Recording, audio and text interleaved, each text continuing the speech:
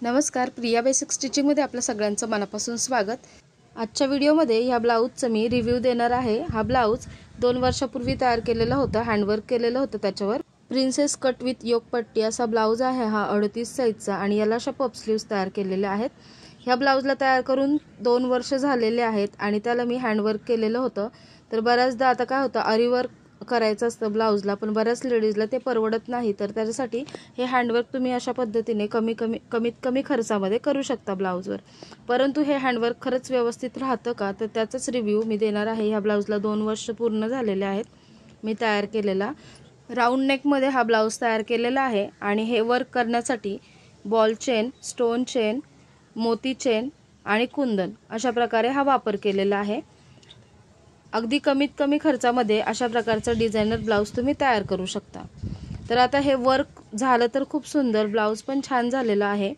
परंतु आता 2 वर्षानंतर हे जे कुंदन वगैरे आहे ते काही निघालेलं नाही, जे आपण स्टिक केलं होतं ते काही कोणतंच निघालेलं नाही आहे।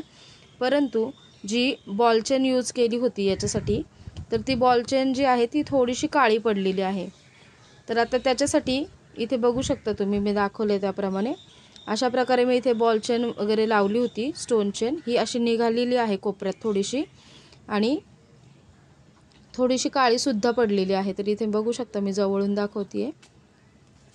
बाकी मोती चेन, स्टोन चेन जी आहे ती अगदी छान राहिलेली आहे, परंतु ही जी बॉल चेन आहे तीच फक्त खराब झालेली आहे। असे बघू शकता इथे काळी दिसतीये। तर आता ह्याला परत व्यवस्थित करण्यासाठी ही जी बॉल चेन आहे तर ती काढून आपण परत दुसरी जी आहे बॉल चेन ती त्याच्यावर लावू शकतो, म्हणजे ब्लाऊज खराब दिसणार नाही, व्यवस्थित दिसेल। तर इथे बघू शकता कुंदन लावलेलं आहे आणि त्याच्याकडेने मोती चेन लावली, स्टोन चेन लावलेली आहे। तर या दोन्हीही व्यवस्थित राहिलेल्या आहेत। त्याच्या शेजारची जी बॉल चेन आहे ती खराब झालेली आहे। इथे मी बॉल चेन लावली नव्हती, तर पाहू शकता हा पॅच व्यवस्थित राहिलेला आहे। तर जी बॉल चेन आहे तीच खराब होते, तर त्याच्यासाठी आपण ती काढून परत एकदा लावू शकतो। तर याच्यासाठी मी फॅब्रिक ग्लू वापरलेला होता। तर त्याच्यामध्ये पण 2 प्रकारचे येतात, तर त्याच्यामध्ये तुम्ही चांगल्या क्वालिटीचं वापरू शकता। तर हे बघू शकता, मी आता हे अशा प्रकारे हे काढून घेणार आहे आणि त्याच्या जागी परत मी नवीन दुसरी बॉल चेन लावून घेणार आहे। तर बघू शकता हे निघतं सुद्धा। फक्त धुताना काळजी घ्यायची की हे जास्त वेळ पाण्यात राहिलं नाही पाहिजे, कारण तो ग्लू असतो, पाण्यात राहिल्यामुळे तो परत मऊ पडून ते निघू शकतं। त्याच्यामुळे हे पाण्यात जास्त वेळ ठेवायचं नाही आहे। तर तुम्हाला आजचा हा व्हिडिओ जरी हेल्पफुल वाटला असेल तर व्हिडिओला एक लाईक करा। याच्या आधी सुद्धा चॅनलवर भरपूर व्हिडिओ अपलोड आहेत, ते व्हिडिओसुद्धा चॅनलला व्हिजिट करून तुम्ही पाहू शकता। असेच हँडवर्कचे ब्लाऊज जर तुम्हाला पाहायचं असेल तर कमेंट करून सांगू शकता कशाप्रकारे हे हँडवर्क करायचं असतं।